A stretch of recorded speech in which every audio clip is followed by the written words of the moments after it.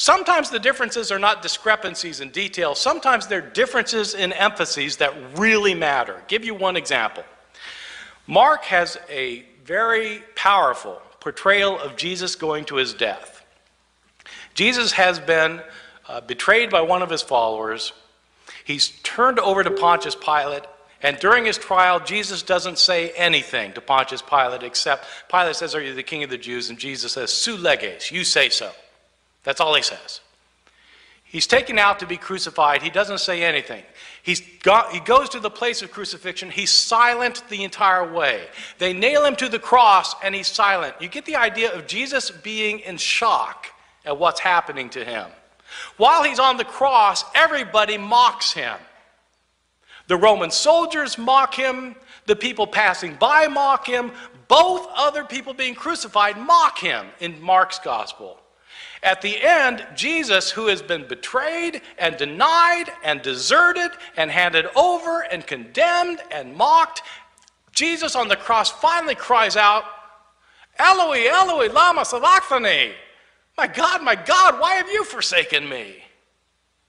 And he dies. Jesus goes to a painful, humiliating death, unsure of why it's happening to him in Mark's gospel. Contrast that with Luke's gospel. In Luke, you have some of the same elements, but a very, very different emphasis.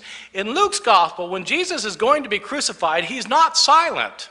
He sees some women by the side of the road, and he turns his head to them, and he's carrying his cross, and he says to them, "Daughters of Jerusalem, don't weep for me. Weep for yourselves and for your children, for the fate that's to befall you."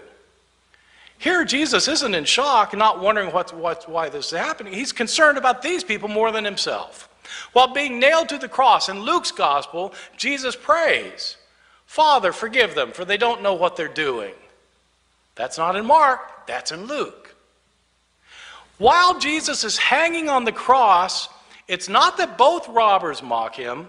One of the crucified people mocks him, and the other turns his head to the man and says to be quiet because Jesus hasn't done anything to deserve this. He then looks to Jesus and he says, "Lord, remember me when you come into your kingdom." And Jesus replies to him in Luke, "Truly I tell you, today you will be with me in paradise."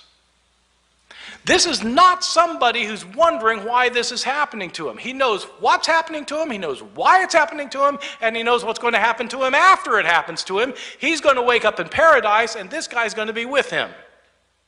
At the end, most telling of all, in Luke's gospel, instead of crying out, my God, why have you forsaken me?" Jesus says, "Father, into your hands I commend my spirit," and dies. Jesus does not feel forsaken in Luke's gospel. This is a very different portrayal from the one you get in Mark. And the mistake people make is pretending that what Mark has to say is the same thing that Luke has to say, and that what Luke has to say is the same thing that Mark has to say.